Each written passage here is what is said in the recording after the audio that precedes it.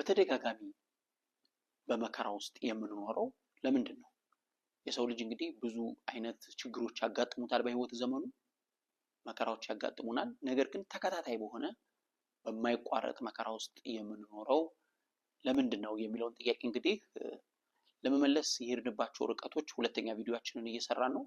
ምንድን ነው የማያቋርጡ መከራዎች የሚኖሩት? በተለይም ደግሞ ከዘር ወደ ዘር የሚተላለፉ ሃርድሺፖች፣ ተመሳሳይ የሆኑ ክሮኒክ የሆነ ህመም ሊሆን ይችላል፣ ወይም ክሮኒክ የሆነ ፋይናንሻል ፕሮብለም ከኢኮኖሚ ጋር የተያዘ፣ ከቤተሰብ ህይወት ጋር የተያዘ፣ ከጤና ጋር የተያዘ አንድ አይነት የሚመስል በአያት በአባት ወይ በእናት እንደዚሁም ደግሞ በእኛ ህይወት ውስጥ ዝም ብሎ እየቀጠለ የሚመጣ የሚመስል ነገር ከየት መጣ? ምንድን ነው ይሄ ነገር በሚል ነው እንግዲህ ጥያቄዎቻችንን መልስ ለማግኘት ይህን ቪዲዮ እየሰራን ያለ ነው። እንግዲህ ስለ ስፒሪቹዋል ወርፌር ወይም መንፈሳዊ ጦርነቶች ወይም መንፈሳዊ ውጊያ ስለሚባለው ነገር እየተነጋገርን ነው። እንግዲህ ሰው ሶስት ነገሮች አሉት። ይሄ የምናየው አካል የሚባለው አለ። ከዛ ነፍስ የሚባለው ውስጥ ደግሞ አእምሮ፣ ስሜትና ፈቃድ የሚባል ነገር አለ። እንደዚሁም ደግሞ ሶስተኛው መንፈስ የሚባል ነገር አለ ማለት ነው። እና በሙላት የሰው ህይወት ውስጥ መስራት የምንፈልግ ከሆነ፣ የራሳችን ህይወት ላይ በሙላት መስራት የምንፈልግ ከሆነ አካላችን ላይ ነፍሳችን which is አእምሮ ወይም ስሜት ፈቃድ የምንለው ጋር እንደዚሁም መንፈሳችን ላይ መስራት ይፈልጋል ማለት ነው። ብዙ ጊዜ አካል ላይ እንሰራለን። በተለይ በአሁኑ ጊዜ እኛም ያው ብዙ ስልጠናዎቹ የምንሰጠው ከአእምሮ ጋር የተያዘ ስለሆነ ከስሜት ብልሃት ጋር በተያዘ እንደዚህ አይነት ነገሮች እንሰራለን። ግን የምንረሳው ነገር ስለ መንፈሳዊ ነገሮች እንረሳቸዋለን ማለት ነው። መንፈሳዊ ነገር ደግሞ እንደ ምንጭ ነው የሚታየው ማለት ነው። እንግዲህ ሁላችንም የመጣነው ከመንፈሳዊ ዓለም ነው ማለት ነው። ወይ እግዚአብሔር ወይ አላህ ወይ ብቻ የሆነ አምላክ እንጠራለን ማለት ነው። ያ ማለት እኛ ምንጫችን መንፈሳዊ ዓለም ነው ማለት ነው። ስለዚህ መንፈሳዊ ዓለም ውስጥ ያለውን ምንጭ ሳናስተካክል በኩባያ ውስጥ ያለውን ውሃ ማስተካከል አይቻልም ማለት ነው። ብዙ ጊዜ በኩባያ ውስጥ ያለውን ውሃ ወይም በሆነ ሃይላንድ ውስጥ ያለችውን ውሃ ነው ለማስተካከል የምንሞክረው። እሱን በተወሰነ መልኩ ልናስተካክለው እንችላለን፣ ግን ቋሚ የሆነ ለውጥ ወይም ፕሮግሬሲቭ የሆነ ለውጥ ግን አይመጣም። ስንለፋ ነው የምንውለው ማለት ነው። እንግዲህ በሃይላንድ ውስጥ ወይም በአንድ ብርጭቆ ውስጥ ያለችን ውሃ ለመቀየር ብትሞክሩ እዛ እናንተ ጋር ሲደርስ እንደገና ታደርጋላችሁ፣ አሁንም ይበላሻል እንደገና አይነት ነገር፣ ለውጥ የሌለው ህይወት በዛው ባለበት ሂድ አይነት የሚመስል ህይወት ውስጥ እንገባለን ማለት ነው። ግን ምንጩን መቀየር ከቻልን ግን ለረጅም ጊዜ ወይም ቋሚ ለሆነ ለውጥ ውስጥ እንገባለን ማለት ነው። ስለዚህ ምንድነው እንደዚህ አይነት ነገሮች በህይወታችን መኖራቸው፣ የማያቋርጡ መከራዎች መኖር፣ ተመሳሳይ የሆነ በቤተሰብ ውስጥ የሚተላለፍ ነገር መኖር ምንድነው ስንል እንግዲህ ትናንትና ስለ ስፒሪቹዋል ወርፌር ወይም በመጀመሪያው ቪዲዮአችን ስፒሪቹዋል ወርፌር ወይም ስለ መንፈሳዊ ጦርነቶች አይተናል። እንግዲህ ሁላችንም መንፈሳዊ ነገሮችን የምንፈታው ከእምነታችን አንጻር ነው። እምነት በጣም አስፈላጊ ነገር ነው። ስድስተኛው ህዋስ ነው። እንግዲህ ከሌሎቹ የስሜት ህዋሳታችን ይልቅ ከሚታየው ዓለም ጋራ ህይወታችንን ለመቀየር በምናደርጋቸው ጉዞዎች ሁሉ እንደ ተጨማሪ ነገር ሆኖ የሚያገለግለው እምነት ነው ማለት ነው። ስድስተኛው ህዋስ ይሉታል ሰዎች። በጣም ወሳኝ ነገር ነው እምነት። እንግዲህ በሰው አቅም ተሞክሮ ከዛ በኋላ ያ ነገር ሲያቅት ሁል ጊዜ የሚኬደው በእምነታችሁ ጸልዩልኝ፣ እርዱኝ፣ አግዙኝ ነው የሚባለው ማለት ነው። እምነት በጣም አስፈላጊ ነገር ነው። እንግዲህ ለሰው የማይቻል ለእግዚአብሔር ይቻላል ይላል መጽሐፍ ቅዱስ። ስለዚህ በህይወታችን ውስጥ የማይቻሉ ነገሮች ሊሆኑ ይችላሉ። እነኚህ ነገሮች በተደጋጋሚ ተመሳሳይ ችግሮች ውስጥ መግባት፣ በቤተሰብ እንደዚሁም ደግሞ በዙሪያችን ባሉ በተወለድንባቸው አካባቢዎች ብቻ ተመሳሳይ የሆኑ ነገሮች አንዳንድ ጊዜ አንድ ቤተሰብ በሆነ ነገር ይታወቃል፣ መታወቂያው ይሆናል ማለት ነው። ወይ በሽታ ሊሆን ይችላል፣ ክሮኒክ የሆኑ ህመሞች ሊሆኑ ይችላሉ፣ ወይም ድህነት ከኢኮኖሚ ጋር የተያዘ ሊሆን ይችላል፣ ወይም ደግሞ ከትዳር ጋር የተያዘ ሁሉም ሰው በፍቺ ውስጥ ማለፍ፣ ሁሉም ሰው አለማግባት ሊሆን ይችላል፣ ወይም አለመውለድ ሊሆን ይችላል። እንደዚህ አይነት ብቻ የሚያመሳስሉ ነገሮች በህይወታችን ውስጥ ሊታዩ ይችላሉ። አንዳንድ ጊዜ ደግሞ በቦታዎቻችን በተወለድንባቸው አካባቢዎች በኖርንባቸው አካባቢዎች ያ ሰፈር እንደዚህ ነው ተብሎ በቃ ወይ ታማሚ ሰው ብቻ የሚገኝበት፣ ወይ ደግሞ ድሃ ብቻ የሚገኝበት፣ ወይም ደግሞ የፈቱ ሰዎች ብቻ የሚገኙበት፣ ወይም ደግሞ ከእምነት ጋር በተያዘ ያልሆነ እምነት ውስጥ ያሉ ሰዎች የሚገኙበት የሆነ በቤተሰብና በምንኖርበት አካባቢ ማርክ የተደረጉ አንድ አይነት የሚመስሉ ነገሮች ካሉ በዛ አካባቢ መንፈሳዊ ውጊያ አለ ማለት ነው። የሆነ የመንፈሳዊ ውጊያ እየተካሄደ ነው ማለት ነው። እንግዲህ እንደ ሀገር እኛ ኢትዮጵያኖች ጦርነት በጣም ነው የምናውቀው። በእኛ እድሜ እንኳን አንድ 3 ጦርነት እንግዲህ አይተናል ማለት ነው። በጣም የጦርነት ሀገር ነው። ያ ማለት አካላዊ ጦርነቶች ይካሄዳሉ ማለት ከጀርባቸው መንፈሳዊ ጦርነቶች አሉ ማለት ነው። አንዳንድ ሀገሮች ጦርነትም የለባቸውም መንፈሳዊ እንትንም የለባቸውም። እኛ ሀገር መንፈሳዊ ጦርነቶች በጣም አሉ ማለት ነው። በጣም አሉ። እንግዲህ ሰዎች በአሁኑ ጊዜ ስትሰሙ እንደዚህ ተሰርቶብኝ እንደዚህ ሆኜ እንደዚህ በጣም ውስብስብ የሆኑ መንፈሳዊ ችግሮች እናያለን ማለት ነው። አንዳንዶቻችን አይተን ዝም እንላለን፣ እባክህ ጠብቀኝ ምናምን እንላለን ማለት ነው። ጥሩ ነው፣ ፈጣሪያችን ይጠብቀናል።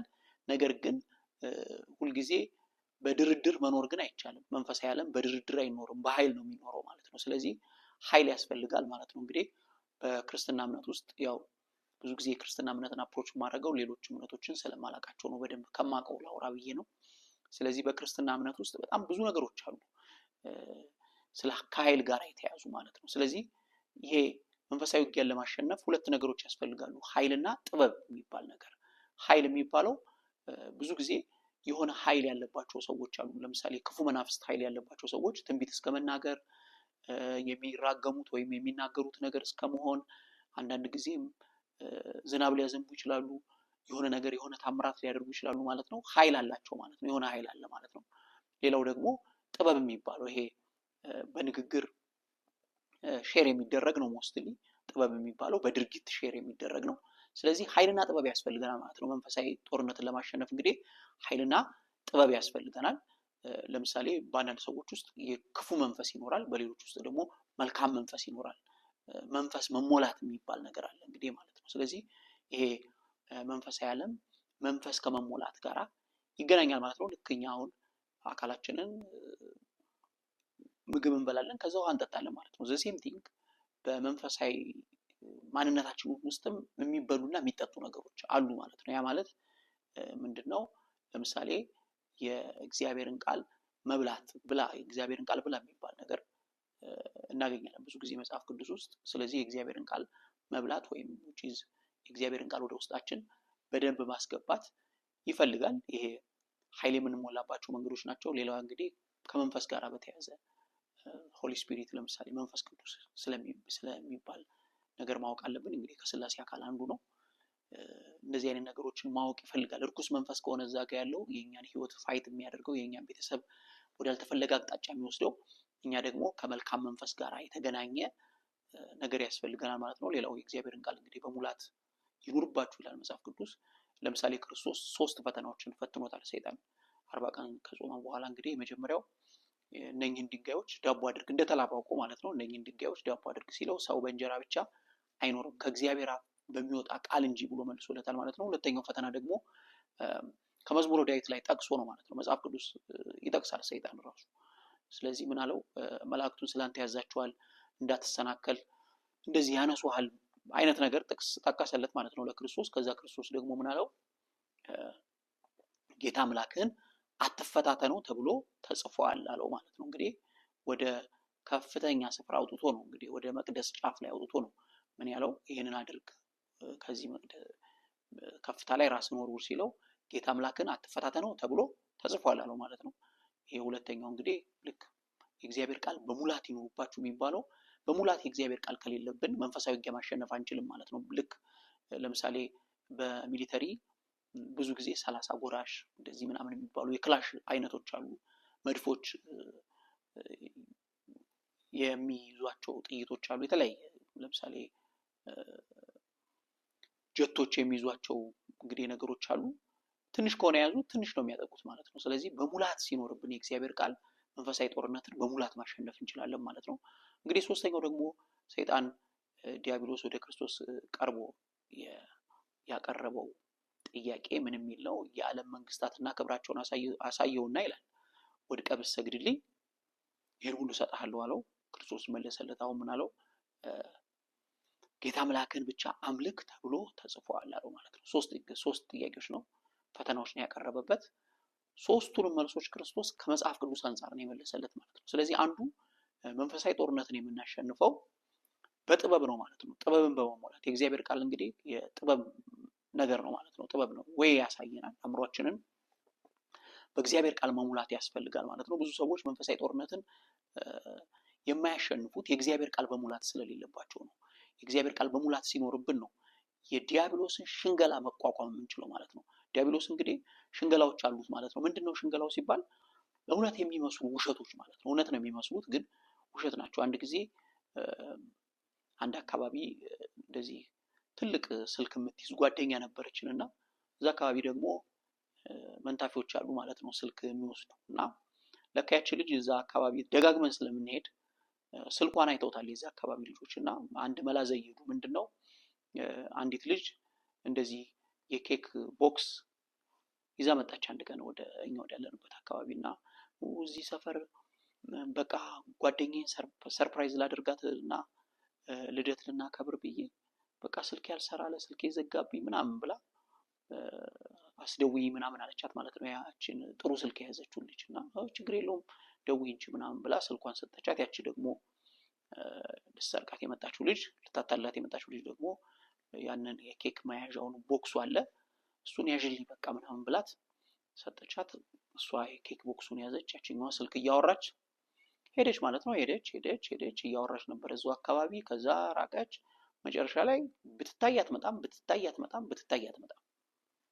እና በቃ ስልኩን ይዛው ሄደች ማለት ነው። እና መጨረሻ ላይ በቃ እንግዲህ ስልክሽ ተበልቷል፣ እስኪ ኬኩን ክፈቹና እንብላው በቃ ምናምን ብለን ያንን የኬክ ቦክስ ከፈትነው ማለት ነው። ስንከፍተው ውስጡ ምን ቢገኝ ጥሩ ነው?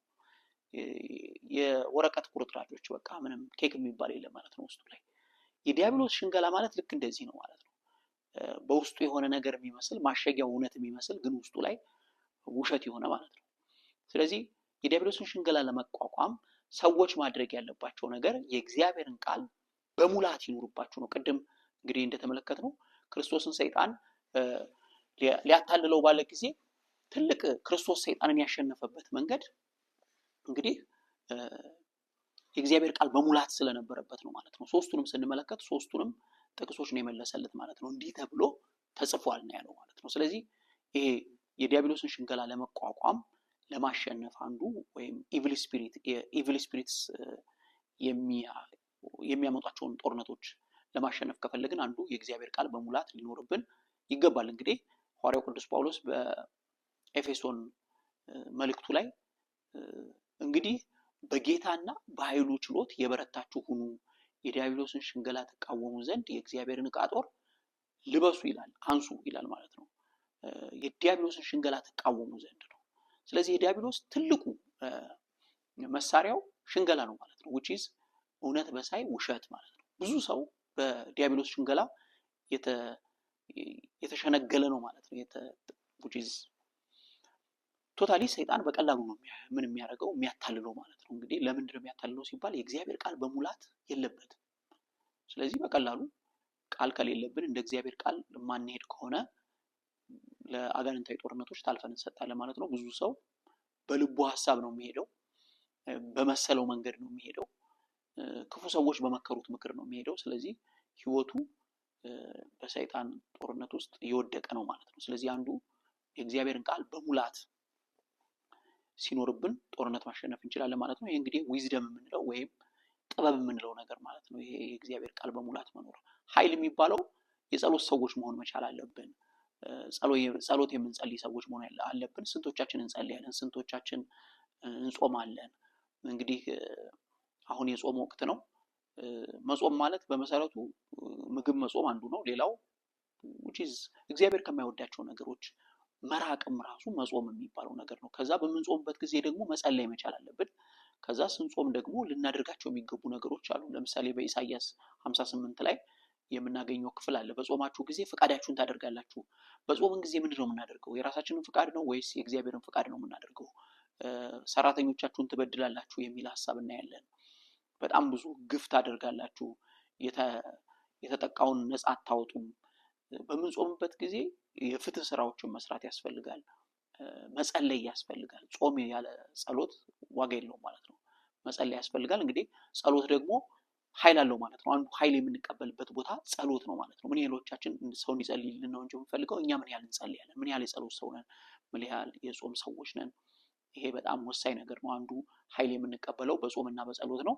እንግዲህ ይህንን የምንማረው ከክርስቶስ ደቀ መዛሙርት ነው። ሲጾሙና ሲጸልዩ መንፈስ ቅዱስ በእነሱ ላይ መጣ፣ ሞላባቸው ይላል ማለት ነው።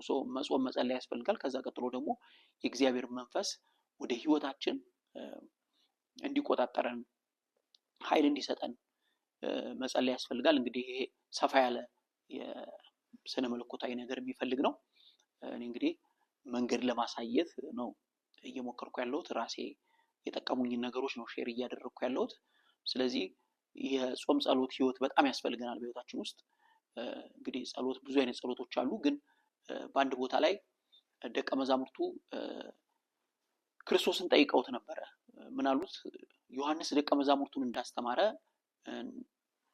እንጸልይ ዘንድ አስተምረን አሉት ማለት ነው። እንግዲህ በጥንት ጊዜ እያንዳንዱ መምህር ደቀ መዝሙሮች አሉት። ደቀ መዝሙሮቹ ደግሞ አንዱ ቢታወቁት በጸሎታቸው ነው ማለት ነው። የመጥምቁ ዮሐንስ ደቀ መዛሙርት ምን ብለው እንደሚጸልዩ ያናቀም እና ክርስቶስ የጠራቸው ደቀ መዛሙርት መጡና ዮሐንስ ደቀ መዛሙርቱን እንዳስተማረ እንጸልይ ዘንድ አስተምረን አሉት ማለት ነው። ከዛ ክርስቶስ እንዲህ ብላችሁ ጸልዩ ብሎ አስተማራቸው።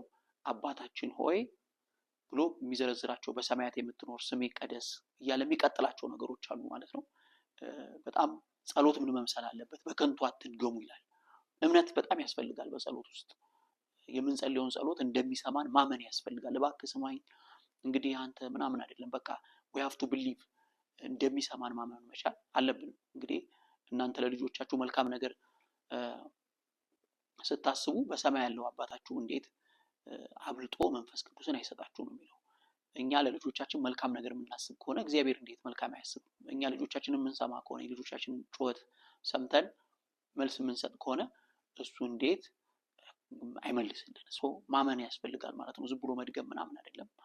ጸሎት እንግዲህ ማመን ያስፈልጋል። ይሄን ክርስቶስ የተራራው ስብከት የሚባለው ከማቴዎስ ምዕራፍ 5 እስከ 7 ባለው ውስጥ በጣም ብዙ ሚስጥራቶችን የምንማርበት ነው። አንዱ ክርስቶስ ስለ ጾም ጸሎት ነው ያስተማረው ማለት ነው። ስለ ጸሎት ነው ያስተማረው። እግዚአብሔርን አፕሮች ማድረግ ያለብን እንደ አባት ነው ይላል። እንግዲህ ብዙዎቻችን የአባት ኢሜጃችን ትንሽ የተበላሸ ነው። ግን አባት በጣም ለልጆቹ ሳክሪፋይ የሚያደርግ ነው። ፕሮቫይድ ያደርጋል፣ ፕሮቴክት ያደርጋል ልጆቹን ሁልጊዜ። እግዚአብሔር ፕሮቫይደራችን ነው፣ የሚያስፈልገንን ይሰጠናል፣ እንደዚሁም ፕሮቴክት ያደርገኛል። እግዚአብሔር ወዳጄ ነው፣ እግዚአብሔር ይወደኛል የሚለውን ሐሳብ እንግዲህ በደንብ ወደ ውስጣችን ማስረጽ ያስፈልጋል። አንዱ እንግዲህ ኃይል የምንቀበልበት ቦታ ጾምና ጸሎት የሚባለው ነገር ነው። ከዛ ቀጥሎ በጣም ከመንፈስ ቅዱስ ጋር በተያያዘ ማንበብ መቻል አለብን። እንግዲህ የሥላሴ አካል የሆነው መንፈስ ቅዱስ በአሁኑ ጊዜ በጣም እየሰራ ያለ ነው። አብ ይሰራል፣ ወልድም ይሰራል፣ መንፈስ ቅዱስም ይሰራል እና ከክርስቶስ ማድረግ በኋላ በጣም በስፋት እየሰራ ያለው መንፈስ ቅዱስ ነው። ያ ማለት ሌሎቹ ኦፕሬት አያደርጉም ማለት አይደለም። ግን የመንፈስ ቅዱስ ዘመን ነው የሚባለው። የሐዋርያት ሥራ ላይ ስትመለከቱ መንፈስ ቅዱስ በእነሱ ላይ መጣ፣ በእሳት የተከፋፈሉ ልሳኖች ታዩአቸው ይላል። ከዛ በኋላ ሌላ ቦታ ላይም ደግሞ እንደገና ሲመጣ ደግሞ የእግዚአብሔርን ቃል በግልጥ ተናገሩ ይላል። ስለዚህ ቃሉን የሚያበራ ኃይልን የሚሰጥ መንፈስ ቅዱስን ወደ ህይወታችን መጋበዝ ያስፈልጋል። እንግዲህ አንድ ወታደር በቂ ጥይት ያስፈልገዋል ማለት ነው። ጦርነትን ለማሸነፍ በቂ ትጥቅ ያስፈልገዋል። ጦርነትን ለማሸነፍ አንድ ወታደር 25 ኪሎ ግራም ነው የሚይዘው። እንግዲህ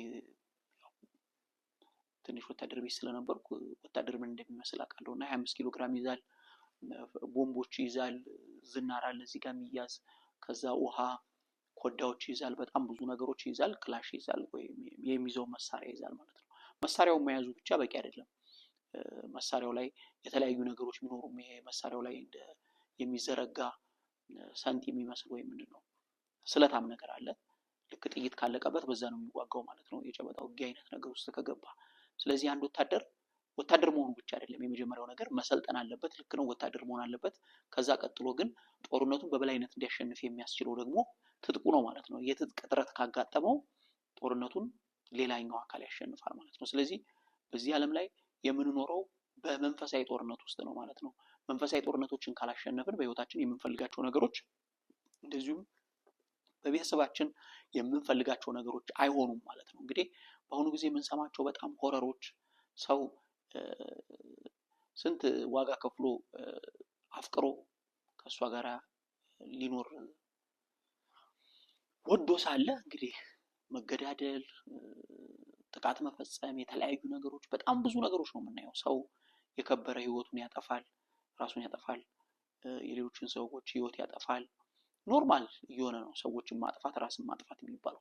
ይሄ ከየት መጣ ሲባል እንግዲህ መንፈሳዊ ጦርነት በዙሪያችን አለ ማለት ነው። አንዳንድ ቤተሰብ የሚታወቀው ራስን በማጥፋት ነው። አንዳንድ ቤተሰብ በመገዳደል ነው የሚታወቀው። አንዳንድ ቤተሰብ በበሽታ፣ በድህነት፣ ከፍቺ ጋር በተያያዘ በጣም ብዙ ነገሮች አሉ ማለት ነው። የራሳችንን ጦርነት መዋጋት ያስፈልጋል። እንግዲህ ሐዋርያው ቅዱስ ጳውሎስ ለኤፌሶን ሰዎች በጌታና በኃይሉ ችሎት የበረታችሁ ሁኑ፣ የዲያብሎስን ሽንገላ ተቃወሙ ዘንድ የእግዚአብሔርን ዕቃ ጦር ሁሉ አንሱ የሚላቸው ነገሮች እንግዲህ የመዳን ራስ ቁር ይላል። እዚህ ላይ አንድ ወታደር ባለፈው ቪዲዮ እንደነገርኳችሁ አንድ ወታደር እዚህ ጋር ጥይት እንዳይመታው እዚህ ጋር ጭንቅላቱ ላይ የሚያደርጋቸው ነገሮች አሉ። ምክንያቱም በጦርነቱ ወቅት በጣም ከባዱ ፓርት ሰው ጭንቅላቱን ከተመታ የመዳን ወይም የመዳን አቅሙ ዝቅተኛ ነው ማለት ነው። ስለዚህ ጭንቅላታቸውን ሄልሜት ምናምን ያደርጋሉ ማለት ነው በጥይት እንዳይመቱ። ስለዚህ የመዳንን ራስ ቁር ይላል፣ የእግዚአብሔር ቃል ነው ይላል። አእምሯችንን በእግዚአብሔር ቃል መሙላት ያስፈልጋል ማለት ነው። ባዶ ከሆነ ሐሳባችንን የሰይጣን ሐሳብ ሆነ ማለት ወይም ከእግዚአብሔር ሐሳብ ወጣን ማለት ቶታሊ ጦርነቱን ማሸነፍ አንችልም። ከዛ የጽድቅ ጥሩር ይባላል። እንግዲህ ጽድቅ የሚባለው ራይቸስነስ የሚባለው እንግዲህ ሰዎች በብዙ መንገድ ይመጣል ብለው ያስባሉ። ነገር ግን መጽሐፍ ቅዱስ የሚናገረው ራይቸስነስ ኢዝ ትሩ ክራይስት፣ ጽድቅ በክርስቶስ ነው ይላል። እንግዲህ በድሮ ጊዜ ሰዎች ለመጽደቅ ህሊናቸውን መከተል ነበረባቸው፣ ከአብርሃም በፊት የነበሩት። ከዛ ከአብርሃም እስከ ሙሴ ያሉት ደግሞ ለመጽደቅ የሚያደርጉት የነበረው ነገር ምንድነው ሲባል ከሙሴ ጀምሮ እስከ ክርስቶስ ድረስ ያሉት ህግን መፈጸም አለባቸው። ይሞክራሉ፣ አልሆነላቸውም። ከዛ ከክርስቶስ በኋላ ያለው ደግሞ በክርስቶስ በማመን ነው ጽድቅ ማለት ነው። ስለዚህ የጽድቅ ጥሩር የሚላቸዋሉ እዚህ ጋር። ይሄ አሁን ያልኳችሁ እዚህ ጭንቅላታችን አካባቢ ጥይት ከመታን በጣም የመዳን እድላችን ዝቅተኛ ነው። እዚህ አካባቢ ከመታን የመዳን እድላችን ዝቅተኛ ነው። የጽድቅ ጥሩር ይላል ማለት ነው። ከዛ የእውነት መታጠቂያ ይላል እዚህ ጋር። እንግዲህ ያልታጠቀ ወታደር አስቡት ምን እንደሚሆን። መሮጥ አይችልም፣ ብዙ ነገር ማድረግ አይችልም። ብዙ ጊዜ ቀበቶ የሌላቸው ሱሪያቸውን እንደዚህ ይዘው ሰዎች አይታችሁ ከሆነ የእውነት መታጠቂያ የሚባል አለ ማለት ነው። በጣም ይሄ ሙሉ የሆነ ውሸት ስለሆነ አብዛኛው ጦርነት እንድንሸነፍ የሚያደርገን መታለል ስለሆነ የእውነት መታጠቂያ፣ ስለ እውነት በደንብ ማወቅ መቻል አለብን ማለት ነው። ሌላው የመንፈስን ሰይፍ አንሱ ይላል። የመንፈስ ሰይፍ ይባላል። እንግዲህ የመንፈስ ሰይፍ ደግሞ እሱም የእግዚአብሔር ቃል ነው ይላል። የመንፈስ ሰይፍ ማለት ነው። ያው አንድ ወታደር ልብሱን እንደዚህ ከለበሰ በኋላ ከዛ ሰይፍ ይዛል፣ ቀጥሎ ጋሻ ይዛል ማለት ነው። የእምነትን ጋሻ አንሱ ይላል ማለት ነው። በአሁኑ ጊዜ በጣም ትልቁ ችግር ውስጥ የገባ ነው። እምነታችን እየጠፋ ነው ያለው፣ አይታወቀንም ማለት ነው። አንዴ ክርስቶስ ሲጸልዩ ሳይታክቱ እንዲጸልዩ አንድ ምሳሌ ያቀረበላቸው እና በአንድ ከተማ እግዚአብሔርን የማይፈራ ሰውንም የማያፍር ሰው ነበረ። ደግሞ አንድ መበለት ነበረች። በየቀኑ እየመጣች ፍረድልኝ ትለዋለች። ሰውየው ያው እግዚአብሔርን የማይፈራ ሰው የማያፍርም በቃ ትነዘንዘዋለች በየቀኑ። ከዛ አንድ ቀን ፈረደላት ይላል። እንግዲህ ይሄ ክፉ ዳኛ ለእሷ ከፈረደላት ለምርጦቹማ እንዴት አይፈርድላቸው?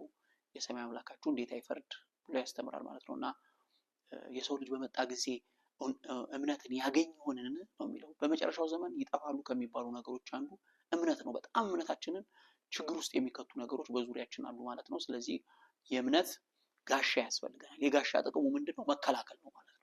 ስለዚህ ወደ ህይወታችን የሚወረወሩ ውሸቶች፣ ራስን ብታጠፋ ይሻላል፣ አንተ እኮ እየኖርክ አይደለም፣ በቃ ስንት ሰው ቀደመ ምናምን የሚባሉ እንትሮች ይመጣሉ። የምንከላከለው በምንድን ነው ማለት ነው?